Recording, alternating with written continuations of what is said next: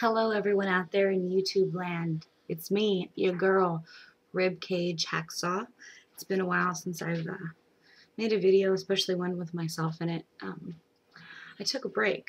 I took a long break from making videos, especially with the theme of ex-Jehovah's Witness or Jehovah's Witness related topics, because I felt like I really needed to step back for a minute, take things into perspective.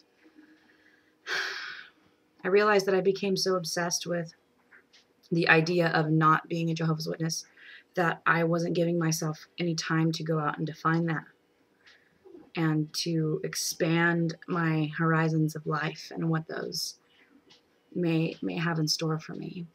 Not saying that making videos was preventing me from doing it, but I felt like I did need the break. And I've been watching you all, not commenting as much as I should, and I know that, but I'm so taken aback by the amount of people out there that are willing to stand up and have the bravery to not only leave, but to speak out, especially those of you that didn't really have that much of a safety net once you left, and the Watchtower and those who were in it were all that you had, and now your only, system to fall back on is those that you've reached out to in the ex-JW community. So for those of you that have had the bravery and the courage to do that, I truly commend you, and I'm right there behind you.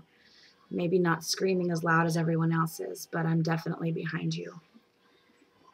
So I've recently had some more free time on my hands. So I've been writing a lot, and I wrote this just a little while ago.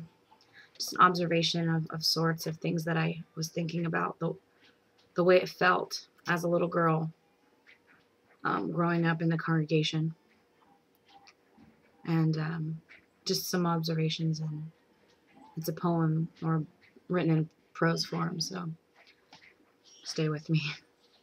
This one is called Sharp Days.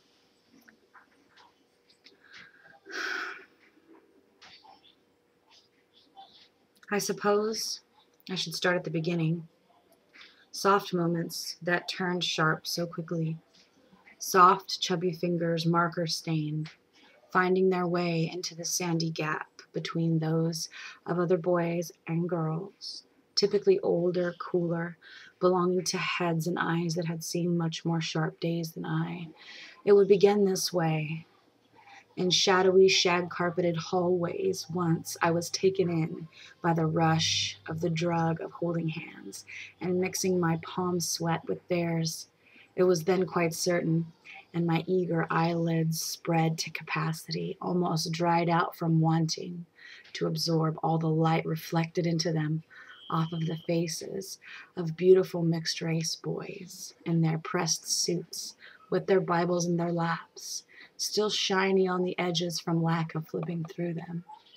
I was taught then, prior to hips and breasts, in the days of hidden journals and Barbie dolls, I was taught then what I was needed for. Little girls all lined up, from tallest to shortest, along the beige stucco wall on the side of the hall. And our Mary Janes, with our lace-trimmed socks and our handmade dresses, bangs off-kilter bad, checking ourselves and each other and then ourselves in a voracious cycle to stay within the margins. Can you lower your head? Can you stay calm when screamed at and into? Can you bend over and take a beating? My dear, how you will need to know how to brace yourself. I learned that love was something taken from you. Love was a thing you sewed with care, embroidered with your tears, lined with your yearning, tailored to perfection, to suit anyone who would care to come up and take it off your rack. And you would smile. You would smile wide and lean your head back so you can show just how empty you were left after. You do not expect a thank you.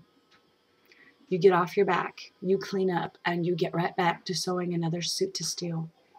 With obsessive precision, with fervor, with cold enthusiasm. A helpmate was all I could ever aspire to be. A hand raised to repeat a regurgitated Watered down answer underlined in a paragraph, a pair of sweaty pantyhose choking thighs, in a cheap oak chair at a cheap oak table, seated. I studied hard. I learned how to break souls with a glance. I passed the hunger of hands onto the younger ones, and my perfunctory beta state passed along, down the line to me to pass along, down the line to them, like the residue of cheap aftershave lingering, acrid in the back of your throat and impossible to spit out. I studied a lie until it became the truth. I perpetuated a fallacy. A sickness was planted in me, but I let it bear fruit, the roots of which I still pick out from my bones.